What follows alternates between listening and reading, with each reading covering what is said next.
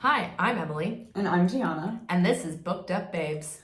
Woo!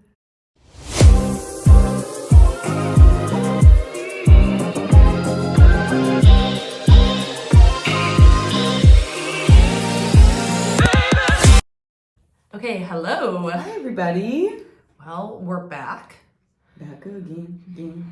I don't know if anyone has noticed yet, but I physically cannot help myself from doing that. You do that every time we record. It's okay. Yeah, it's kind of like a dad joke in a way. I can't help it. Oh my god, speaking of dad jokes, I saw some meme where it was like this guy wrote a different dad joke at work on the whiteboard every day. I love it. And it was the best scroll through I had in a while. It was really nice. Oh my god, so they posted it? Yeah, it was like a post on social, and it was like on social media. It was very funny. I love these compilations. Yeah, me too. I live for it. Yes. So we read a book. Did we? Yes. Wow. Can't tangent 30 seconds into the episode. So we read a book. It's called If It Makes You Happy by Olivia. Yes, we did. She has 2 first names. I love that for her. I love that for her.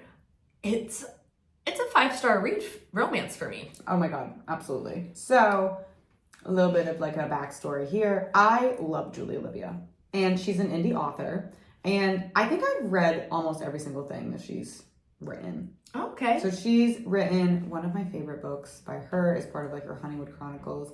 I just love the way that she writes characters. I do too. She just writes the most endearing people, like really good-hearted people, no matter like what kind of person, grumpy, whatever. Like her characters are so lovable that you can't help but like want to know more about them. Yeah. And this book, when I tell you that this book is a rom-com lover's dream. Oh yeah, it's very good. Absolute dream. I mean, I'm gonna hold up the cover here for those of you who are watching.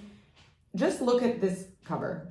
It's perfect for a fall romance book set in 1997. This is it. Yeah. Like the vibe are immaculate. Yeah, they really are. And it fits the book too, which is great. Yeah, it does. Yeah. So, we'll just get right in. Yeah. Well, do we want to talk about our drink first? Oh my gosh, yes, we have some bevies. Yeah. So this is Emily's concoction. Yeah. It's it's a cinnamon roll old fashioned. So I did the cinnamon simple syrup that I've used in some other cocktails, which always slaps. A little vanilla extract and bourbon. And then we did some vanilla frosting and cinnamon on the rim. It's very good. It's very good. It's strong. Which pretty much all of the drinks that we make are. Yeah. But it's very fitting for the book, I think, mostly because like she makes cinnamon rolls. Yeah. It also like spans through fall into winter. It's like, and this is a very fall winter drink. It really is. Yeah. So yeah, it's very good. So good.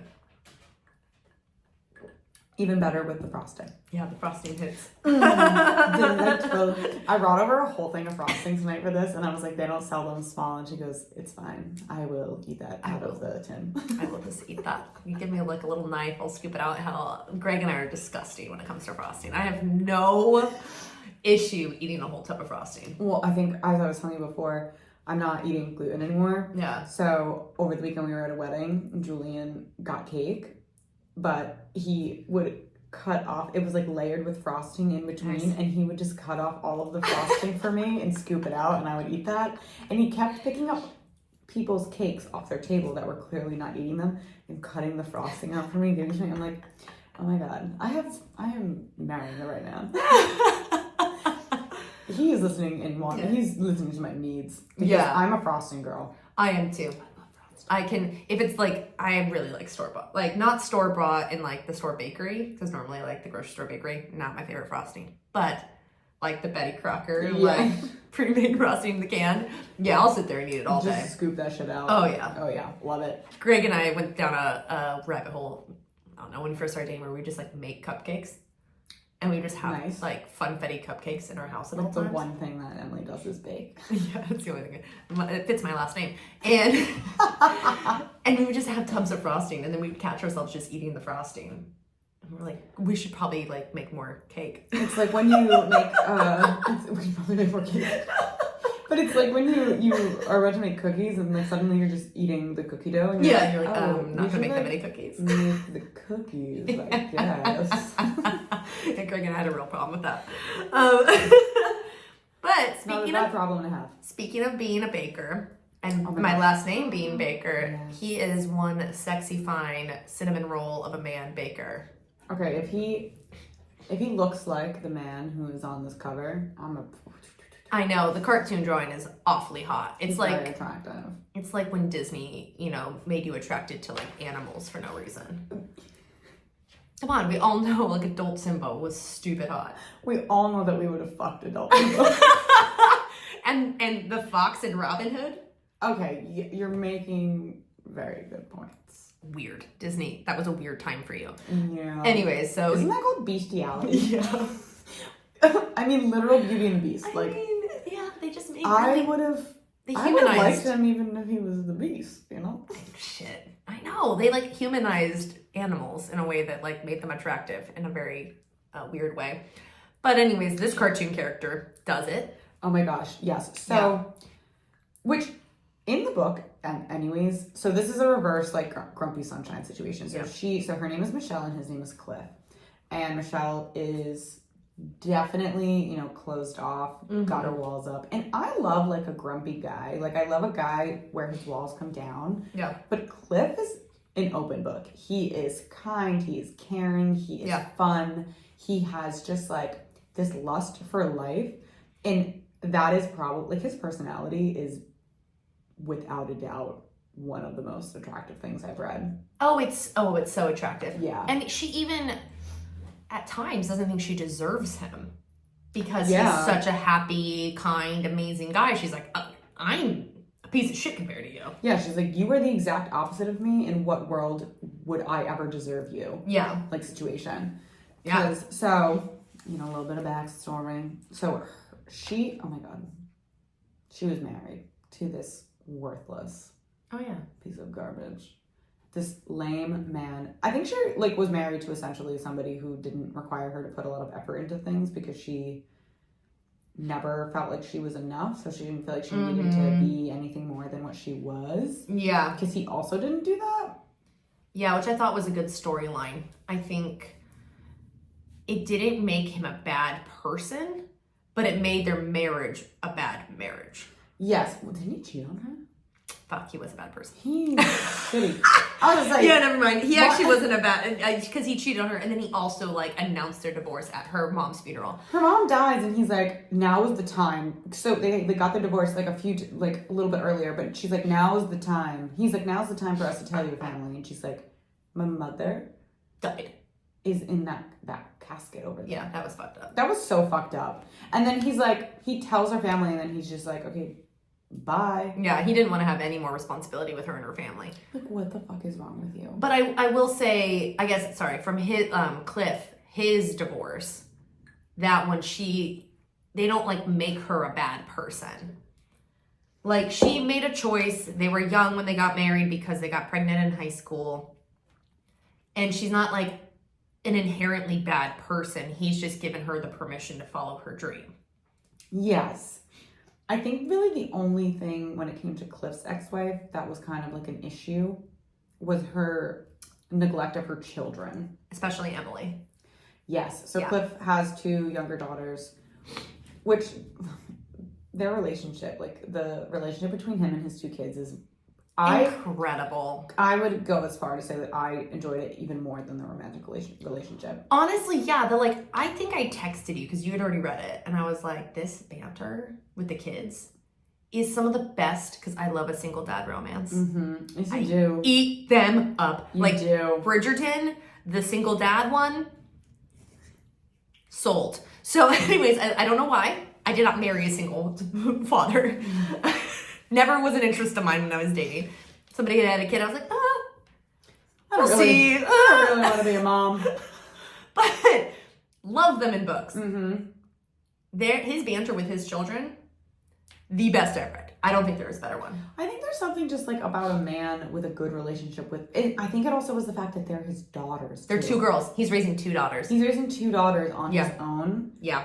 And there's just something so hot about that. so hot about that. Mm-hmm. And then on top of the fact that their relationship, like, he is, I think his daughter's, 16? One of them is 16? Yeah, Emily is like a full-on teenager. Yeah, and Brittany's pretty young. I think she's like 6 or 7. Because they had Brittany to save their marriage. Yes. Yeah. Which, Brittany's hilarious. They're both just so funny. When I tell you that these girls and, like, this book as a whole, like, I was giggling. Oh, it's so cute. It's so cute. Well, because, like, Brittany's so funny because she's obsessed with WWE. I know. Like, obsessed with it. She wants to be a Stone Cold Steve Austin or whatever. And she's literally getting in fights at school because boys are, like, insulting Stone Cold Steve Austin. She's like, well, he was talking bad about Steve. I'm obsessed with this. It was so funny. It's so good. She was so cute. Yeah. And, like, then you have Emily, who is, you would think 16 years old, growing up. It's also the 90s. So, like, a 16-year-old in the 90s with only a father. You would assume that this girl is the world's #1 brat. And, you know, she's still a 16-year-old. Yeah, so she's she can still sullen. Bratty. Yeah. But you can tell that there's, like, this insane level of respect between the both of them. It's not even just, like, she respects him as, like, not just, like, her father, but also as a person and, like, the man that he is. But, like, he also respects her, too. Yeah. And I think that's what I loved so much about his relationship with his children is that he's like, you are my kids, but I also look at you as though you're people. Yeah. Even Brittany. Yeah. He's like, yes, you're young, and yes, I have to treat you as though you're young, but I also am going to treat you like, you know, you can be your own person, too. Yeah. And I just, like, that alone is so unbelievably... Oh, it's amazing. Attractive. Oh, my God. I was very attracted to this man this entire book. Oh, my God. Well, entire book. So he did something in this book that my dad has done in the past. My dad did this. My dad only did this to one boyfriend. Oh, my God. Wait, guys, tell me. But he did the whole calling him the wrong name on purpose with this. I will never forget. But the ex's name was start with a T. He'd be like, "What's Trevor doing now?" And I was like, "Dad, that's not his name." And he'd be like, "What's his name again?" And he would do it in front of him too. And he just like, my dad did it for a little bit of time. And then like he decided he liked him and it was fine. Mm-hmm. I remember my ex being like, yeah, I get it. He's like not sure about me. And so he's intentionally making jokes to like kind of let you know that he's not sure. And he was like, I get it. I'd probably do the same as a dad. And I was like, oh, all right. I just thought he genuinely didn't know your name. When he did this and when he did that with the boyfriend in the book, I was like, oh, Mark Baker did that too. My dad did that too. And it was genuinely just like because, how old were you like when this happened? Oh, I was like 20. Oh, I was like, because for him, he's just like, no, I do not want you dating. You're too young. I'm not ready for this. Well, and in my dad's defense, how do I tell this story without telling the story? No, I can tell the story a little bit. In my dad's defense, I was like 19, 20 when I first started like dating this guy. And the first time we like hung out was at my parents' house because I had moved back in with my parents. Mm-hmm. And we had gotten drunk in my backyard and then climbed on my roof in the middle of the night. And my mom had to come out and be like, get the fuck off the roof. My mom doesn't cuss. Well, she didn't at the time. And she goes, get the fuck off the roof. And it's like 3 a.m. and we're hammered on vodka. Okay, so there was not some good starts there. And he was like meeting, and we weren't dating yet. We were like friends. So then my dad was like, oh, how's Trevor? Yeah. Okay. How's Thomas? Well, I mean, kind of similar. She's not getting drunk on roofs. He had a good reason though. But, you know, she was skipping stuff to go hang out with him at like the record store. So that's why he was like, I'm not going to really dignify him with his name. Yeah, he was just like, who the fuck are you? Mm-hmm. And like, you know, my daughter's making questionable decisions. Yep. And there was always like, because, I mean, it was kind of funny because it's like, she was like at the age or the almost age where like he got pregnant with her. So I could also understand as like a teen parent being like a little weary of your kid having a significant other at that time. Exactly. And not to jump ahead, but I mean, whatever. Like We never say an order. No, she does get pregnant. She does. Well, no. She thinks she's pregnant, and like he's got to go through that, and he's just like, what the fuck? Which he handles it so well. Oh my god! But can we have a moment for how quickly like Emily feels more almost like a connection to Michelle than she does to her own mother? Yes. Because like Michelle treats her like an adult, like a person, shows her care, like shows her love, in a way that her mom resents her. Yeah, like because her mom never explicitly like agrees with this, but Emily is like, you very obviously resent me for taking things away from you, for giving you a life that you didn't want. Yep. And then Brittany was something that you consciously chose. Yep. But you didn't choose me. Yep. And then, but then you have like Michelle, who, I mean, it's already super obvious. Like from the very beginning, Michelle is not good with people. She is not a people person. I love that that's how they start hanging out. Yeah. So we actually jumped way the fuck ahead. Yeah, we did. So she moves to this fictional place, Copper Run, Vermont, because her parents own a bed and breakfast. And her sister's supposed to take it over, but her sister is in art school, like in California. So she's just like, I really need to finish this. And her dad is not in a place to. And also, I think the B&B like was her mom's dream, and her dad was just like, "What your dream is my dream." So she's like, you know what? I'm recently divorced. I can work remote, which is crazy. And she really couldn't though. She didn't really like. They just weren't gonna fire her for it. Oh yeah, she like came off some projects and stuff, but she still did some. They stuff. Like she faxed some things over. But so she was like, I'll just go do this. But like she's the worst possible person to do this because she's not a people person. She has no bedside manners. She doesn't know how to like open up to anyone at all. And like customer service is not her thing. No. She's very like, no, we don't have that.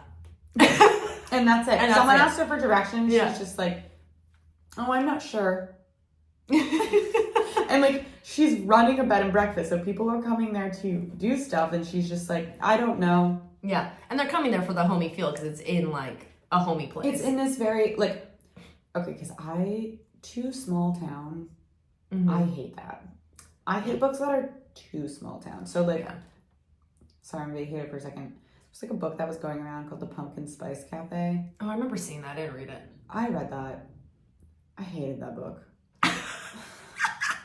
We were haters in our last episode. This is our one hating moment. Okay. I don't want to be a hater right now, but I just have to say, oh my God. It was too small town. Okay, fair enough. It was also like insta love, like to the point where like these two people had known each other for at most 2 weeks, and he's like, I know that I love you, and I'm like, you don't even know her middle name.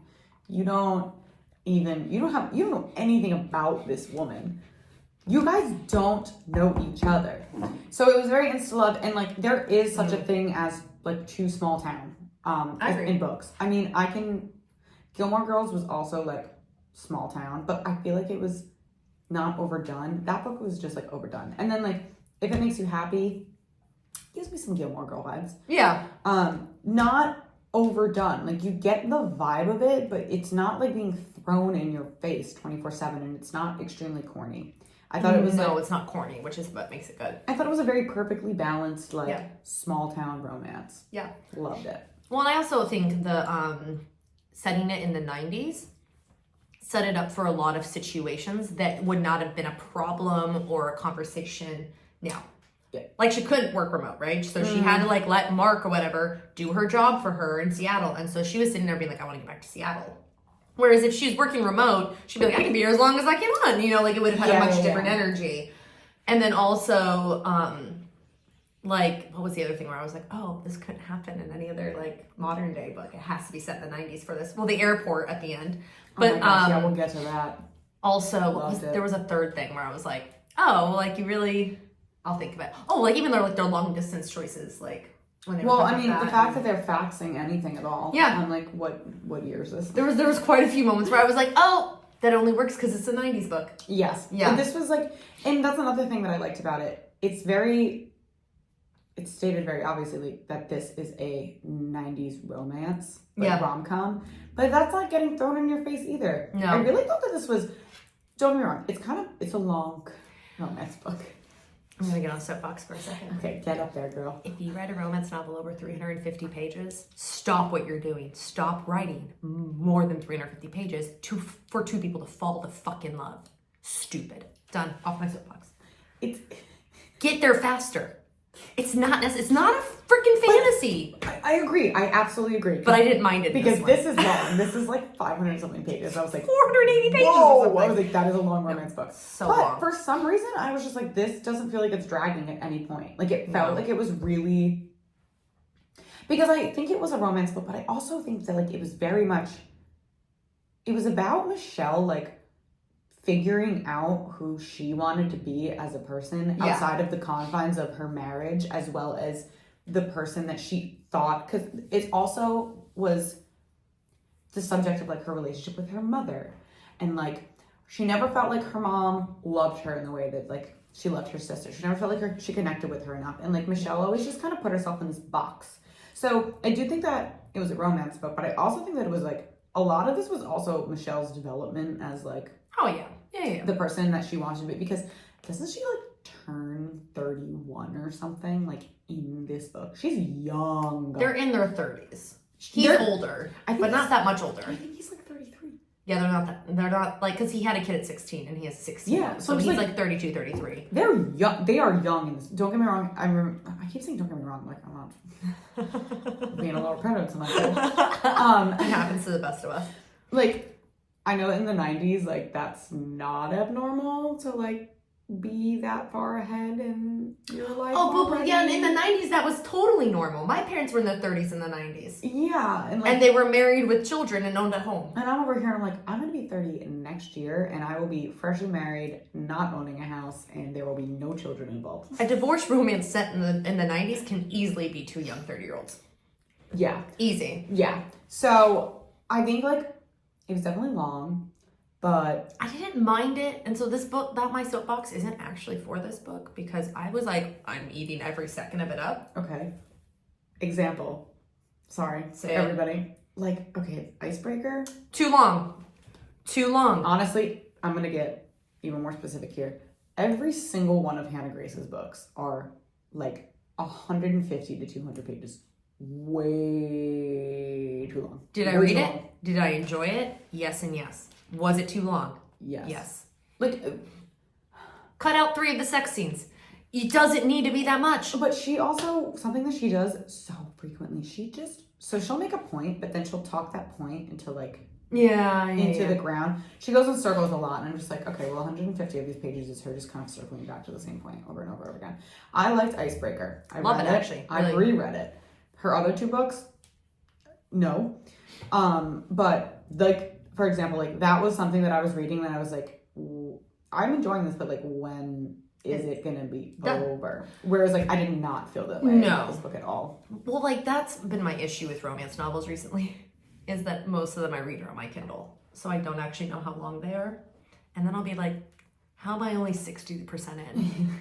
And then I'll look up and it'll be like 439 pages, and I'm like, why are we doing this? Are you getting paid per page? You get paid per word? Why are we doing this? Yeah.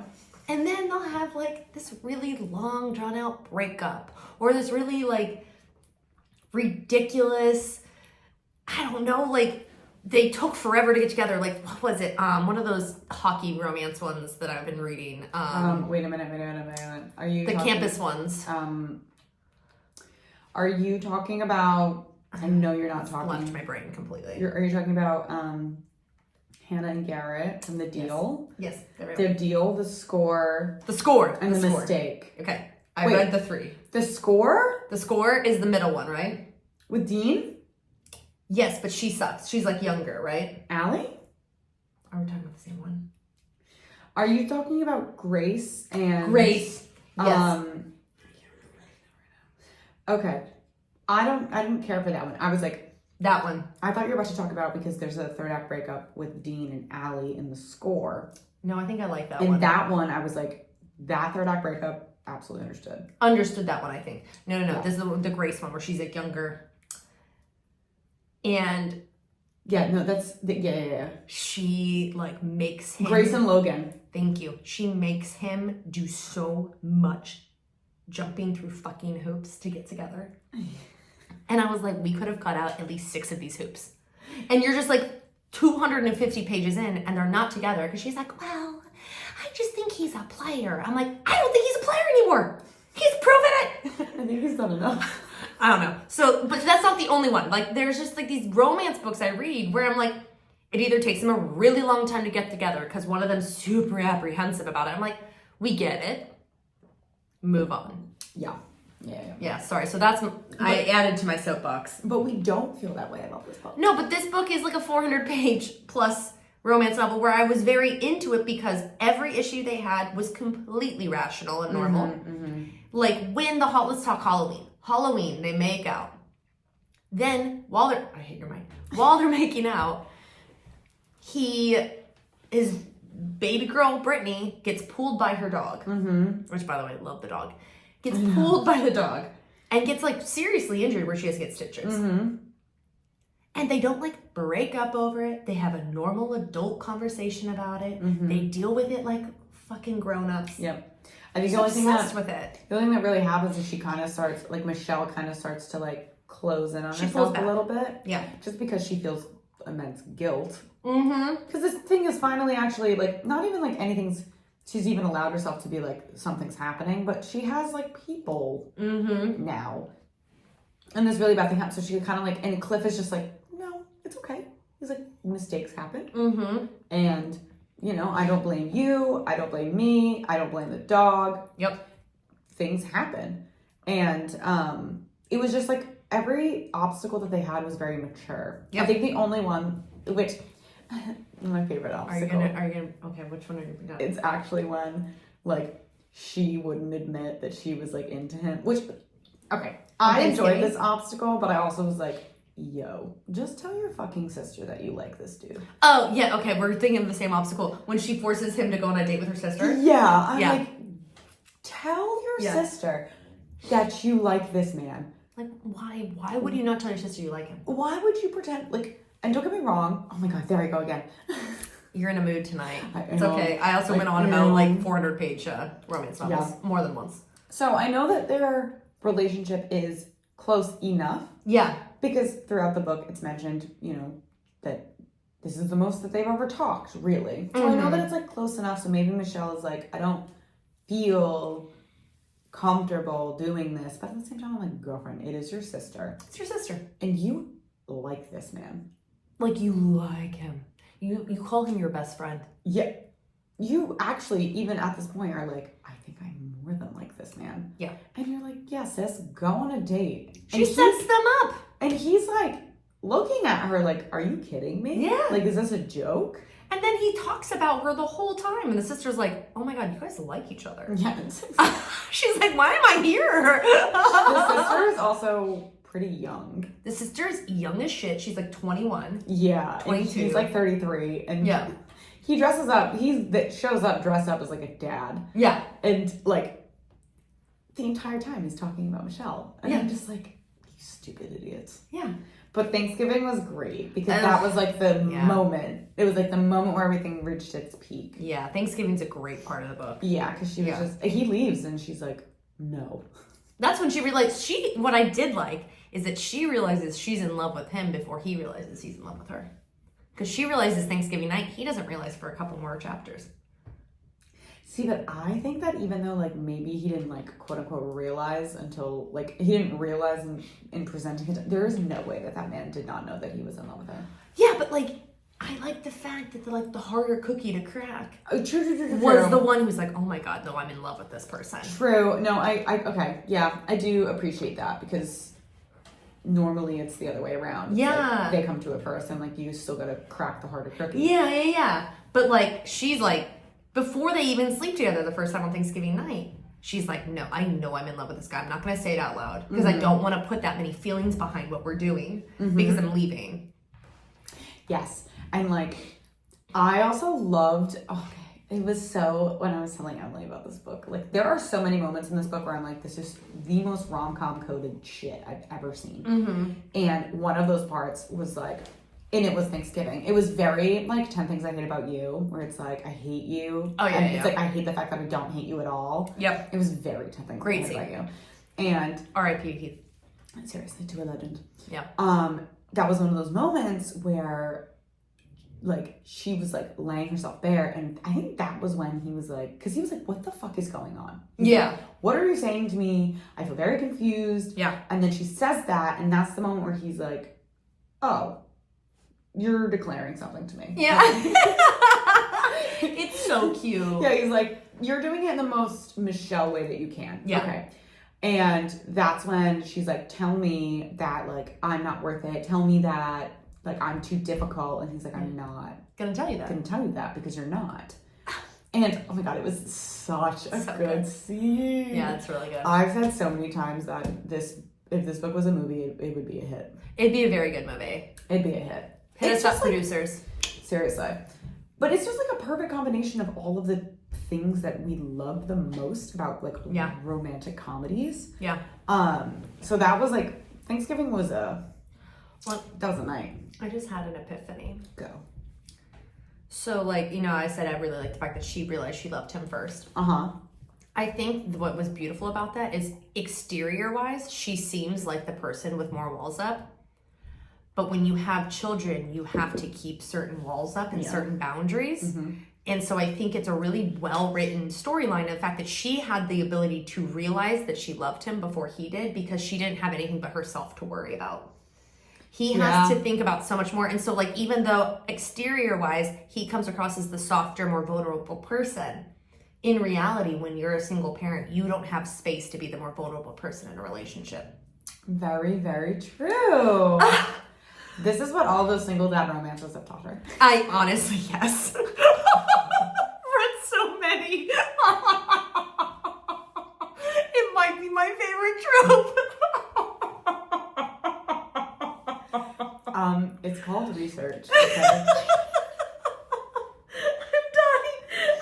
Please provide your sources in MLA format. Thank you. Oh my god, it's so true. Like literally, if I read in a synopsis, like single dad, and if he's like a business owner, and I'm like, oh, very sold. Oh, you love your like billionaire. Like, I love a billionaire. If it's a combined billionaire single dad romance, There's a few, and she's in. I read them in a heartbeat. She's locked in. They're my tropes. She loves it.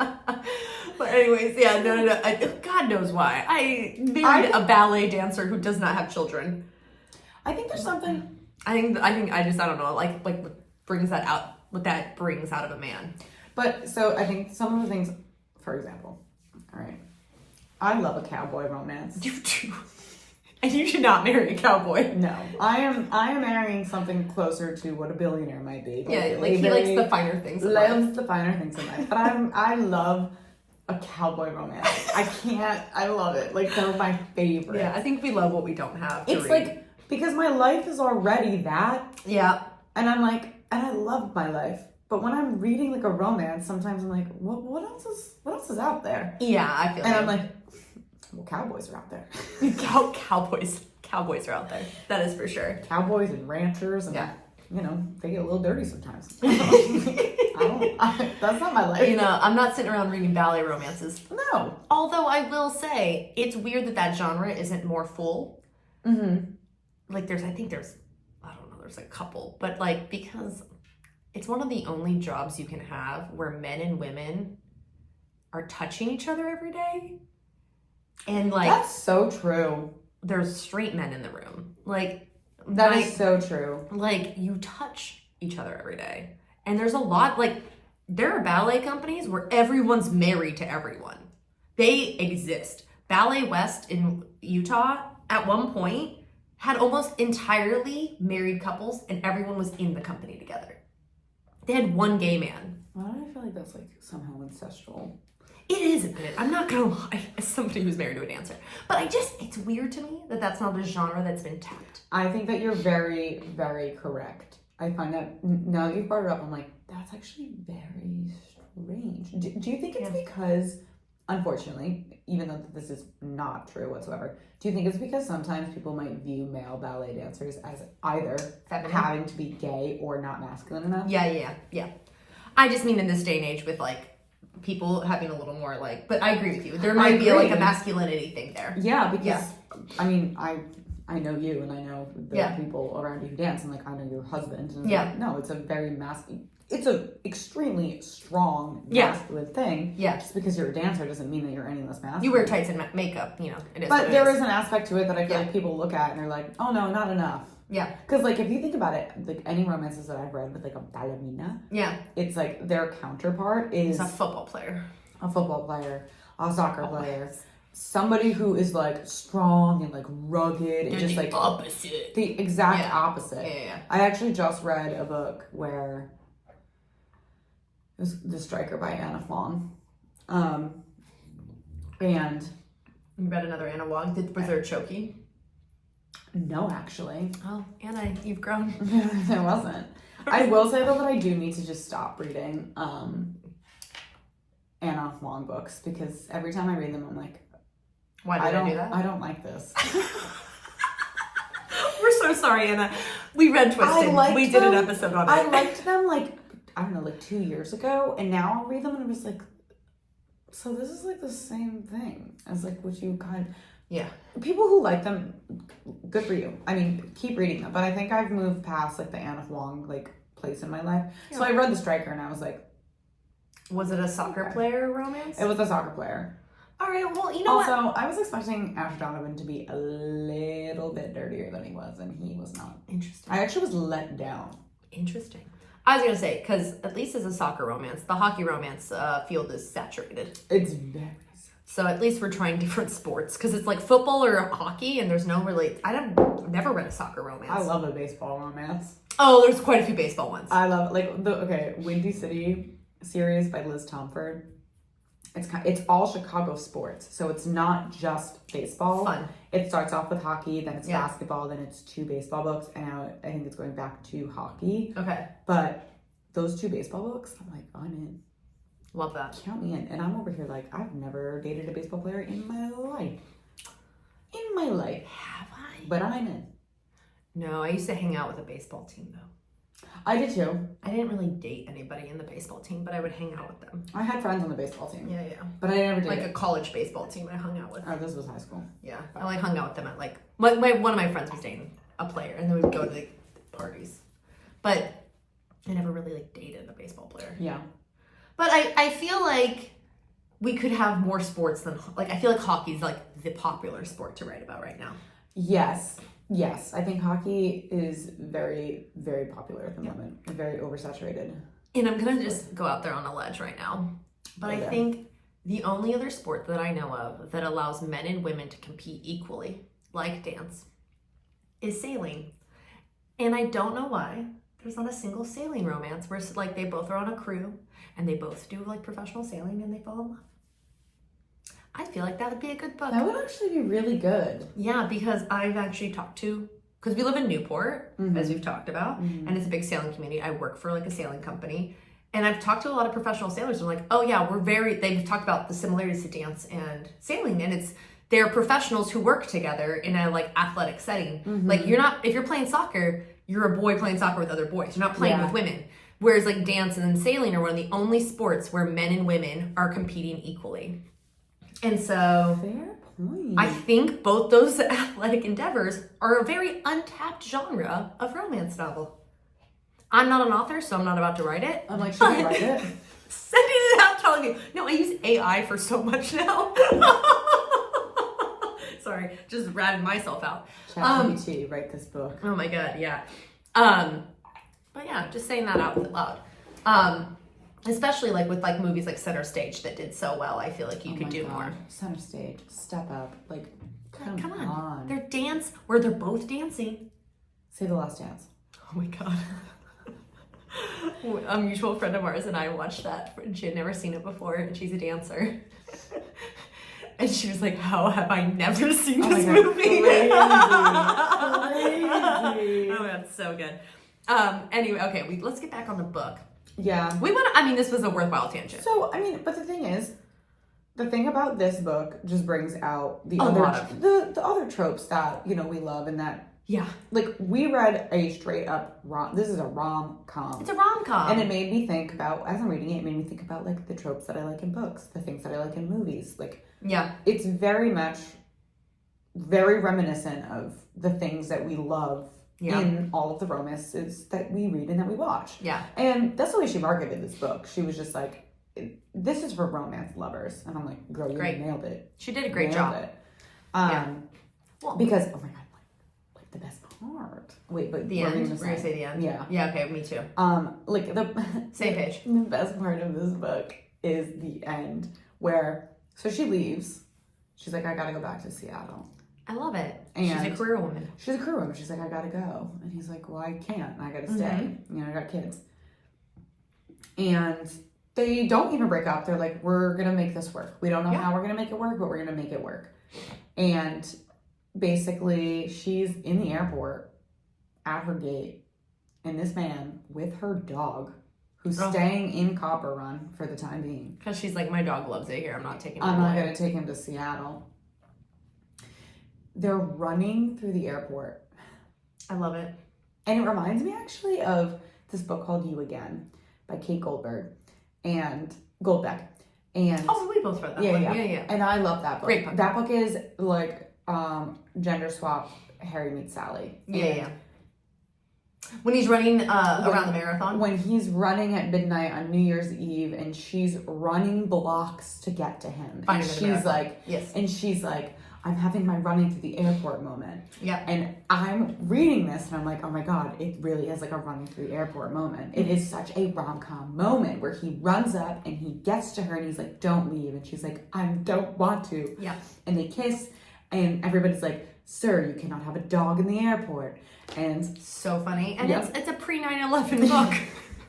That's what, I mean, there's no other way to spin it. It's set in 1997. It's before airport security was real. Guarantee you she had a pair of tweezers in her purse. And maybe a nail file. And things that had more than 3 ounces. And maybe she had a bottle of water on her. Back when you could like show up to the airport and just walk on your flight like you can do with trains still. Yes. Yep. Every time I take a train, I think to myself, when will somebody ruin this for me? Seriously. Because you just get on a train. It's nothing like an airport. You just get around. Nothing. You wait in line, they check your ticket, and you sit on the damn train. Nobody ruined that for me. Maybe no one will do it on a train because less impact? It takes longer to get somewhere, like less impact situation. Yeah, maybe. Whereas like on a flight, it's like you're in the air, you're gonna crash into something. Yeah, fair enough. Maybe, but I don't know. I think trains might be safe. Yeah, let's hope so. Unless we go like back to the Wild West. Oh my God! But no, every time I get on a train, I go, I'm so happy no one's ruined this for me yet. Trains are good. I love a good train. No, it's overall, I would just say it's one of those books. It brought up a lot. Like we knew we wouldn't talk about the book the whole time on this episode because we knew this book had so much just positive rom-com energy that we're going to talk about other rom-com things. Yeah. I mean, it's kind of like, I don't know if we talked about this in our last episode, but like it ends with, or no, not ends with, nobody wants this. It's just a good rom-com TV show. Yes. And it's just like quality rom-com is it's not common these days. No. Like, as you brought up when Harry Met Sally, or like those other like I just watched the other day 2 Weeks Notice. Like, oh my God. I actually forget how much I like that movie until I watch it every single time. I hate to be this person. You hate Hugh Grant? I find him very attractive back then, but I don't like him. Well, I mean, he's not a great person in real life. No, I just like don't like Hugh Grant. I think he has so much charisma on screen though. Maybe. I think I've just been... Okay, let's see. Notting Hill. No? I've never seen it.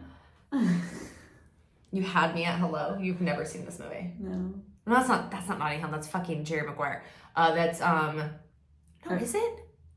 Is Notting Hill I'm just a girl standing in front of a boy? Thank you. Or a boy standing in front of a girl? No, it's Julie Roberts says it. It's I'm just a girl standing in front of a boy. Asking him to love her. Yeah, because she's the movie star and he owns a bookshop.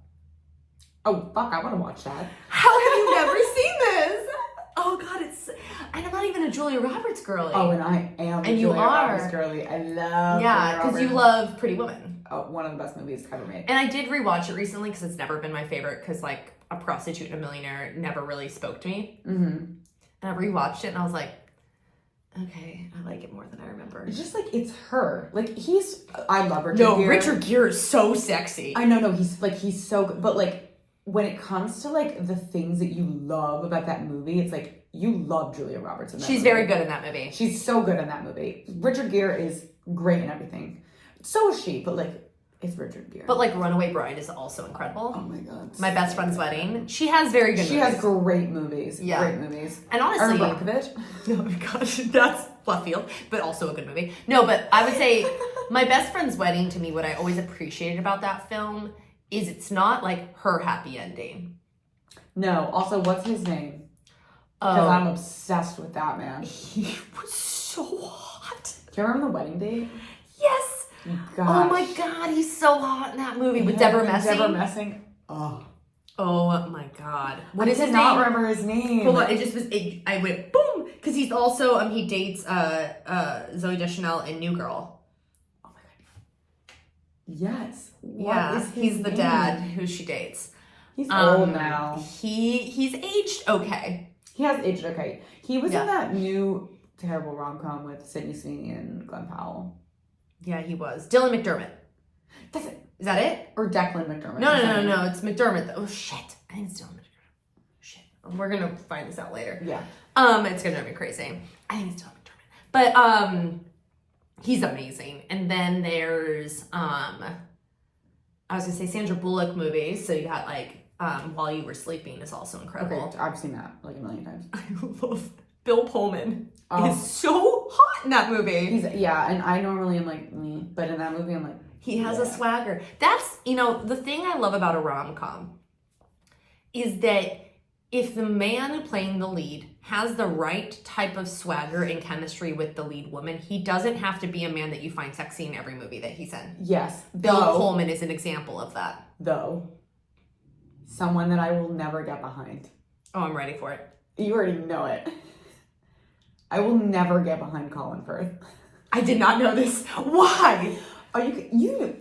I do not like watching the old Pride and Prejudice because. Oh, Colin Firth. I thought you meant Colin Farrell. Sorry. Oh my gosh, Colin Farrell. I was like, oh yes, no, you hate Colin Firth. Sorry, wrong Colin in my brain. Yes, you do. Yeah, I do already know this. I cannot get behind Colin Firth. Which I'm trying to think. If you don't, but you didn't finish the Pride and Prejudice. It doesn't matter. You didn't, because not get behind the second part 2, 6-hour Pride and Prejudice. Anyone who's watched it knows. Part 2 is where he gives these like soft eyes that you're just like, oh my God, he's a man in love and he knows how to show it. But like, I have to be attracted to him. And you haven't seen the fountain scene. But I've never been attracted to this man. You haven't seen the fountain scene. I have never been scene. attracted to this man. Whereas 2005, Matthew McFadden. Oh yeah, baby. Yeah, but it doesn't follow the book enough. I don't care. And the BBC version is so much better because Colin Firth is dreamy.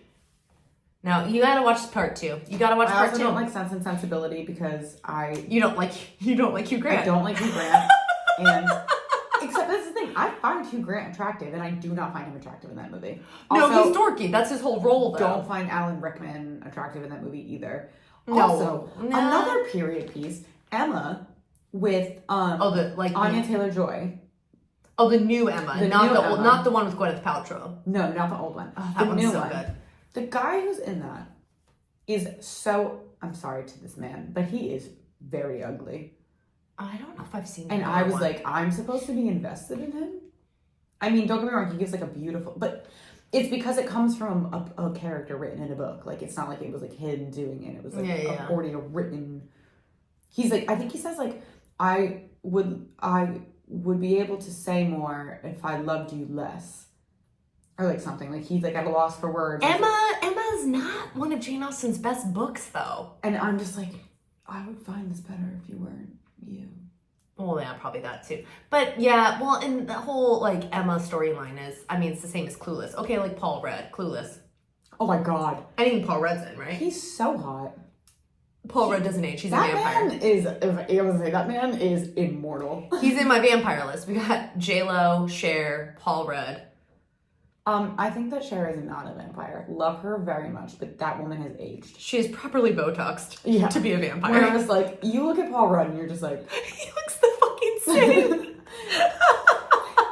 What god did you make a deal with? Yeah, no. And it's not the Illuminati, because you're a good person. So, like, who do you have a bargain with? Yeah, no, I have my celebrity list of vampires. Who else? Oh my god. I always forget whenever somebody asks me. Oh shit. I'll have to write it down and like, oh my god, who is it? You let me know. Yeah, I like every time somebody asks me, like I know like Paul Rudd is number one on that list. Yes. J-Lo is definitely one because she just somehow like I know she's had work, but her work is well done. And that's why like I always joke Cher's work is well done. Like if you look at old like Cher from the 70s and Cher now, there's differences, but it's not enough to be like I don't know. I don't know if I would say that Cher. I love how you don't agree with me on that one. No, I love Cher. I just think she's Cher, a but I vampire. don't look at her and I'm like, you look youthful. Okay, I have a few. It's just like you can very much see like the work that Reese Witherspoon has a bit of a vampire energy. I agree with that. Yeah, she hasn't aged too much either. I'll think of it more. I'll have to like make an actual video where I go through my celebrity vampires. I did see a picture of Kate Beckinsale. Oh, she's a vampire. I'm like, but this is the thing. Like, it was a video of her on a red carpet, and she's literally like, oh, and I'm like, no, are you okay? Like, are you? She's okay? She's been on my vampire list before. She looks very, very young, but I'm like, yeah, what cost here? You look robotic. Like, you look like you can't move your facial muscles. No, I like a good like Paul Rudd is a really good example of vampires. He's a perfect example. Yeah. Like these are Hollywood vampires who just you look at them and you're like, oh, how much time has passed? You can't tell. Honestly, he's had work done, but I think Brad Pitt looks better now than he has in like. Brad Pitt's one of my vampires. Brad Pitt's one of my vampires for sure.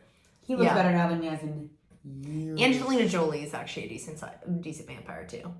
I did just see a recent video of her and she looks good. She looks good. She looks really good. She doesn't look like she's aged. No, I don't like that her hair is lighter. That's my only qualm. Oh. But other than that, looks great. Yeah, no, it's funny. No, I've like I'll randomly just be like, here are my vampires. And I can't think of them whenever somebody puts them, what are they? I'm like, oh shit, I had them. Yeah, but it's like when, I always say this, is like when someone asks you, so what's your favorite whatever? And I'm like, have I ever liked anything in my life? Oh my god, yeah, I can never answer suddenly, everything has left my brain. And you're like, I know I have a list, but suddenly I can't think of it. Yeah, I know. So one day I'll make a video about it. But yeah, I think this book was just... It was the perfect fall, like, rom-com read. It was the absolute... It was a vibe. Perfect vibe, yeah. It was a vibe. I would reread this. This is in a reread pile for sure. I mean, I'll give it a year or two, but I would reread this. Me and Emily are different like that. Like, I would reread this now that we've talked about it. I would, like, reread this tomorrow. Yeah, whereas I do that with TV shows. Yeah. Like, I already restarted. Nobody wants this. Love that. Because Adam Brody is one of my longest term crushes. Oh, yeah. That's a man. That's a good man. Adam Brody on my television in 2024 is a gift. Honestly, I've been dying for him to do something like this for years. Gift. I think that's the thing. Like, if we're going down like rom-com energy, which OC was not a rom-com show, but his romance with Summer, everyone's in, right? And like everyone if you were a teenager when OC came out, you were in love with Seth Cohen. Mm-hmm. Like, as you get older, you realize Ryan Atwood's the better person. Because Seth's kind of an asshole. But... Yeah. But as a teenager, it was like Seth Cohen, nerdy vibes, blah, blah, blah, blah. And he has made movies since. But he hasn't made a movie where he's the romantic lead like this again. Like, there was no getting on the cart and telling Summer he loves her for him in years. Yeah, true. So, like, we all got Seth Cohen being romantic again. Mm-hmm. As a grown-up, and we were all like, oh. Yeah. That's what it did, man. We all got sucked in. I love him so much. Obsessed. Okay, quick thing. If you don't have any answers for this, totally feel you. Okay. If you had to cast these characters as people Okay. And I'm not talking now, I'm talking in a 90s romantic comedy. What 90s actors would I cast them 90s as? actors. I'm not talking about now, I'm talking about like set in 1997. Who would you pick? Okay, somebody in the right age in 1997.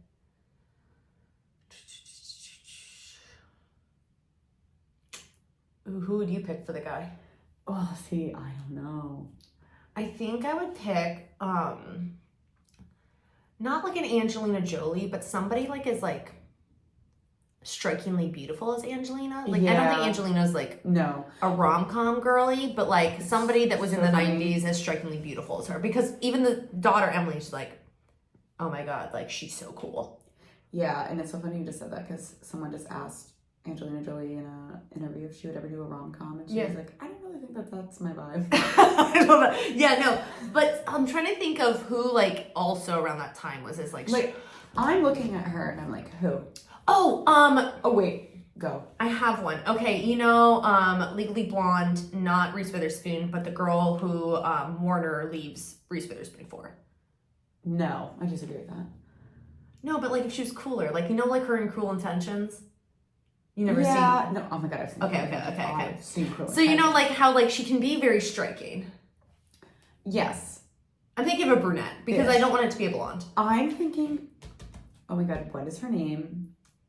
What is her name? Give me a hint. I can't even like. You can't think of a movie that she's in? She was in a TV show. Oh my God. Beautiful, beautiful person. She was in a TV show where she like saw dead people. Oh, not Medium. No. Oh my goodness. She saw dead people. Shit. I don't know.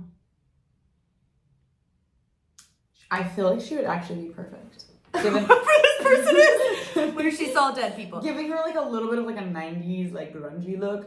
Oh my goodness. You're gonna know her as soon as I can't think of like a movie that she's in, which is crazy. But she, if she's not a psychic, I'm gonna look it up while we're sitting here because I don't know why we don't pull our phone out more. I think that first person who came to mind was Mandy Moore, but I actually don't. No, she wouldn't be old enough. No. That's why I was thinking of what's her name from Legally Blonde and that Cameron Diaz Christina Applegate movie.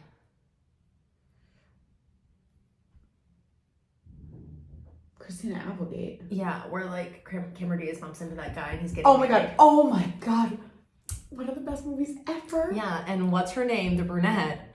She's like fucking the guy at the store. She has a very cold energy about her that I think if you got the right guy to be her chemistry partner, I think she'd be Jennifer really Love Hewitt. Oh, Jennifer Love Hewitt would be very good in this. Thank you. Yes, okay, I know what you're talking about. Ghost Whisperer. Thank you. There we go. Got there. Jennifer Love Hewitt is a very good casting choice. I was like, Jennifer Love Hewitt. Boom. Yes, that's a great one. She would be good. She's too sweet though. That's why I was going with somebody with a more cold energy. Yeah, but I just don't think that girl is. I don't think she works. That's fair.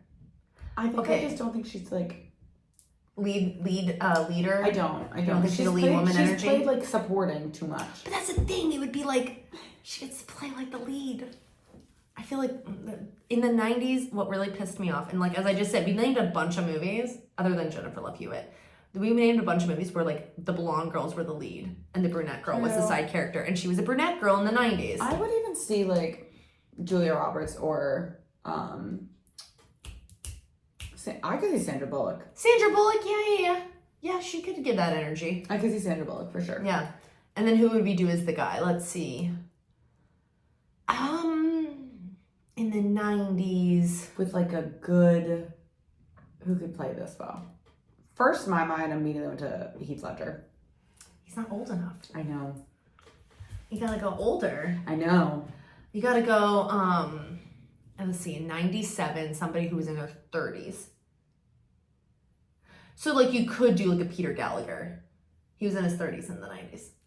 Okay. Yeah, we could do a Peter Gallagher. Or no, he doesn't have the right face for it. The McDermott guy. Oh yeah, he'd be I feel good, like though. his face is too like severe, like in a very good way, but like too severe. You could do Peter Gallagher, actually. I kind of like Peter Gallagher because he has a cinnamon roll energy to him. He does, but you have to pair him with the right girl. So then you would have I don't know, Jennifer Love Hewitt feels too young for him. True. Yeah. You would have to do more of a Sandra Bullock. Because they didn't get together in While You Were Sleeping, but they could be together in this movie. Yeah. That was the longest casting tangent we could have ever gone on.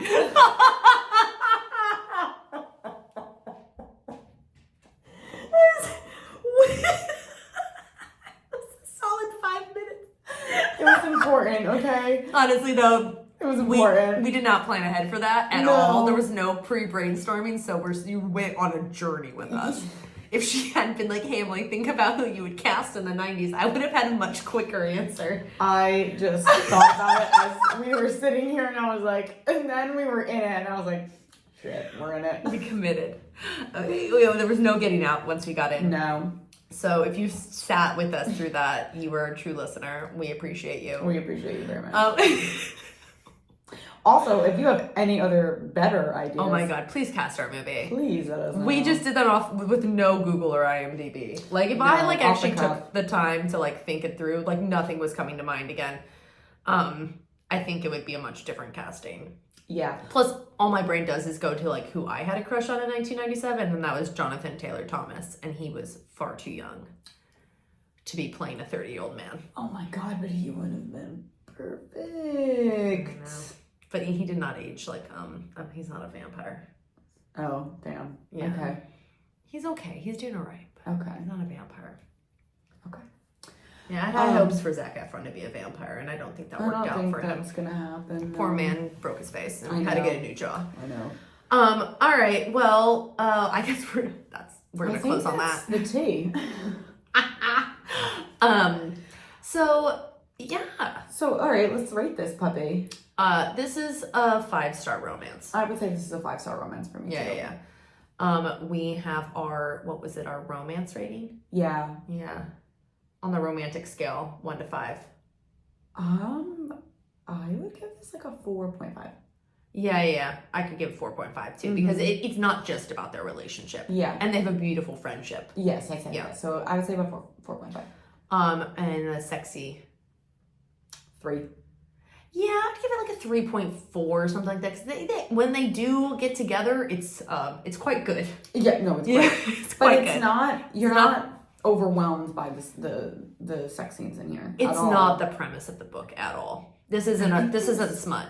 There's 3, and by Maybe. 3 I mean 2.5. One of them is when they're kissing. Yeah, it's. And then they have 2 other sexy moments. And then they talk about the fact that they're hooking up, but they don't actually show it. I think that this book is definitely more about the intimacy than it is about the physical. Yeah, it's not a physical. No, it's very much about finding intimacy and comfort with one another. Yeah, for sure. it's very sweet. I love that. Yeah. So, this was a cinnamon roll book.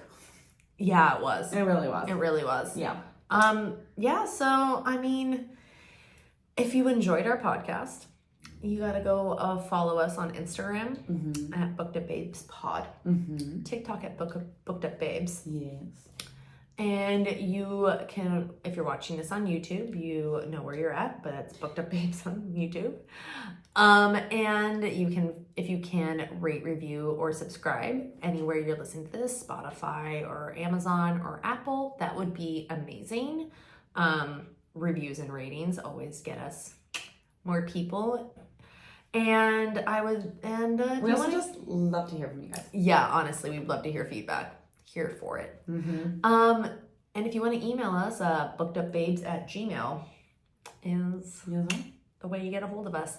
But yeah, so guess that's all. All right. Bye.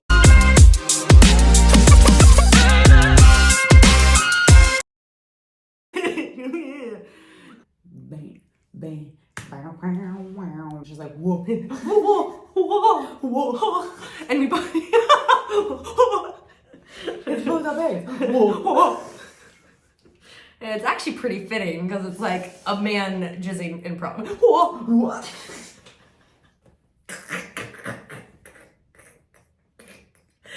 I'm so happy we got that on video.